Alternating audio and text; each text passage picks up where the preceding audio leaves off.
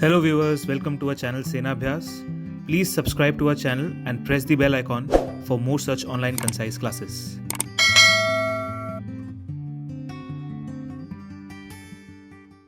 जय हिंद दोस्तों, आज हम शुरू करने जा रहे हैं जो भारतीय संविधान द इंडियन कॉन्स्टिट्यूशन की सीरीज, जिसमें सबसे पहले हम बात करेंगे कि ये भारतीय संविधान आया कहाँ से, बना कैसे और इसकी महत्वता क्या है। तो उस सीरीज को शुरू करने से पहले हम कुछ ऐसी बातों के बारे में जानना चाहेंगे जो कि हम सबके लिए बड़ी इंटरेस्टिंग और एग्जाम पॉइंट ऑफ व्यू से भी इम्पोर्टेंट होगी। सबसे पहले हम ये बता दें आपको कि जो इंडियन कॉन्स्टिट्यूशन है उसका मैक्सिमम जो पार्ट या मैक्सिमम हिस्सा जो हमने लिया है वो government of India act of 1935 से लिया है, करीब 70% उसमें से लिया है। इसके अलावा कई देशों से इसके अंदर से हमने इंफॉर्मेशन ली है, चाहे वो अमेरिका है, रशिया है, ऑस्ट्रेलिया है, जापान है, अलग अलग लोगों से हमने इंफॉर्मेशन ली है, जिसके बारे में मैं आपको आगे चलते चलते बताऊंगा। मैं अब सबसे जो एक इंटरेस्टिंग बात वो ये है कि आपको ये पता होना चाहिए कि ये दुनिया का सबसे लंबा हस्तलिखित या हैंड रिटन संविधान है। इससे बड़ा कॉन्स्टिट्यूशन और इससे बड़ा संविधान किसी भी देश का नहीं है। इसके अंदर करीब जब ये बनाया गया था तो 395 आर्टिकल्स थे, 22 इसके पार्ट्स थे और 8 शेड्यूल्स थे इसके अंदर। आज की तारीख में ये बदल गया है।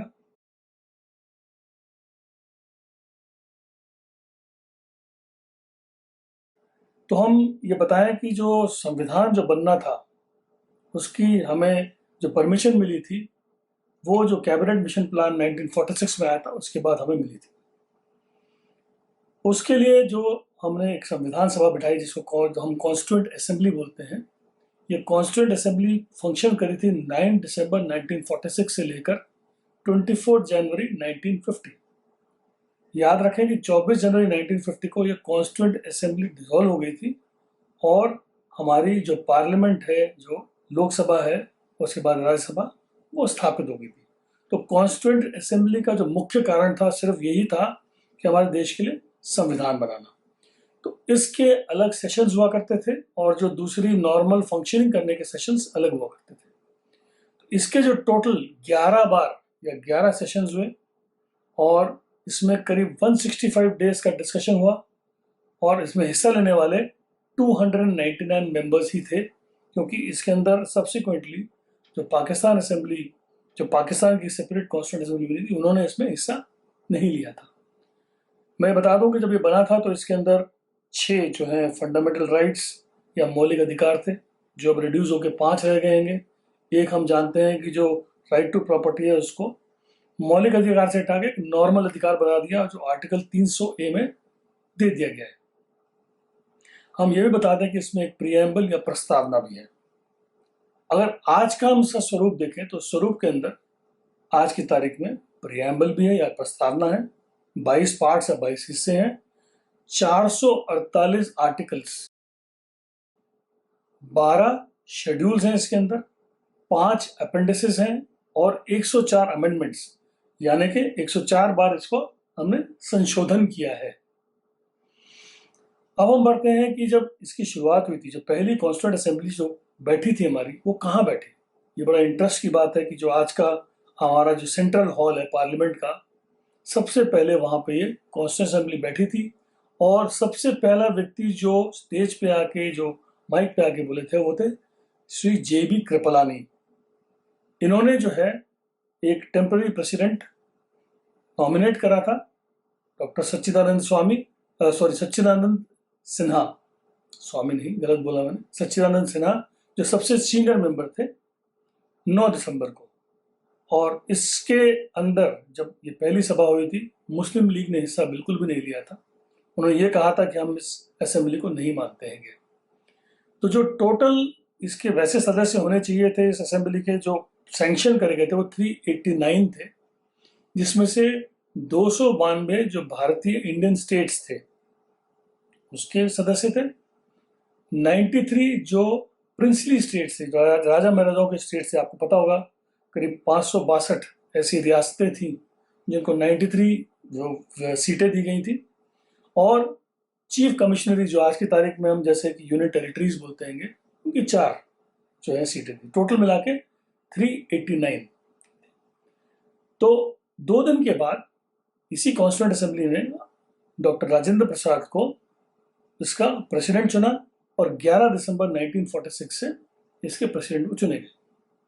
अब हम बात करते हैं कि जो संविधान बनाया गया, संविधान सभा जरूर पहले बन गई, लेकिन फाइनली जो ड्राफ्टिंग कमेटी थी वो बाद में आई, और ड्राफ्टिंग कमेटी के जो हेड थे डॉक्टर BR अम्बेडकर थे। उनके साथ 7 टोटल, उनको मिला के 7 सदस्य थे, जिसमें मुख्य LRD कृष्ण स्वामी Iyer, N Gopal Swami, KM Munshi, Mohammad सदाउल्ला, BL मित्तर और DP खेतान। इसकी पहली मीटिंग 30 अगस्त 1947 को हुई, और करीब 2 साल 11 महीने और 18 दिन के बाद ये संविधान तैयार होके 26 नवंबर 1949 को पूर्णतया तैयार हो गया था। इसको लागू हमने 26 जनवरी 1950 को किया, जिसको हम रिपब्लिक डे मानते हैं। तो हम इसको रिपब्लिक डे क्यों मानते हैं, क्या इस रिपब्लिक का महत्व है, वो मैं आपको अगले स्लाइड में इसके बारे में बताऊंगा। अब हमने 26 जनवरी क्यों चुना, इसका थोड़ा हिस्टोरिकल बैकग्राउंड है। 31 दिसंबर 1929 को जो रवि नदी है ये लाहौर में, वहां पर जो कांग्रेस का जो सेशन हुआ था, उसमें नेहरू जी ने ये बोला था कि हम अपना 26 जनवरी को हम अपना स्वतंत्रता दिवस या इंडिपेंडेंस डे मनाएंगे। इसी को मद्देनजर रखते हुए एक झंडा फहराया गया था, जो आज की तारीख में तो नहीं है, पुराना झंडा है। और अगर आप जो राइट में देखेंगे, ये जो है फ्लैग फाइनली 22 जुलाई 1947 को हमने इसको अडॉप्ट किया, और ये आज की तारीख नेशनल फ्लैग कहलाया। तो 26 जनवरी हमने इसलिए चुना था क्योंकि उस दिन हमने जो है इसको अपने को इंडिपेंडेंट देश घोषित किया था। हम बात करते हैं कि जो संविधान जब बन गया तो इसमें जो भी सदस्य थे उन सब ने साइन किया। उसमें सबसे पहले जो राष्ट्रपति डॉक्टर राजेंद्र प्रसाद ने 24 जनवरी 1950 को अपना उन्होंने सिग्नेचर इसमें करे थे। उसके बाद टोटल करीब 284 जो सदस्य थे, उन्होंने भी ओरिजिनल कॉपीज जो दोनों हिंदी और इंग्लिश में थी, इन दोनों में अपने सिग्नेचर्स करे। अगर आप देखें तो ये जो कॉपीज हैं दोनों हिंदी और इंग्लिश की हस्तलिखित हैं, और इसके चारों तरफ जो ड्राइंग और जो आर्टिक जो बना रखी है, ये जो सुंदर जो बनाया गया है, इनको बनाने के लिए भी कुछ लोगों को लगाया गया था। उनके बारे में थोड़ा जान लेते हैं। सबसे पहले मैं बात करूंगा जो कैलीग्राफी लिखा था, लिखने वाले थे प्रेम बिहारी नारायण रायजादा। इन्होंने करीब 6 महीने लगा के इसको कंप्लीट करा था, और 6 महीने के बाद जब बात आई कि मेहनत आना चाहिए, आप लेंगे, तो उन्होंने कहा नहीं, मुझे कोई मेहनत आना चाहिए। मेरी बड़ी सिंपल सी रिक्वायरमेंट है कि संविधान के हर पेज पे मेरा नाम आना चाहिए और अंतिम पेज पे मेरे दादाजी का नाम आना चाहिए।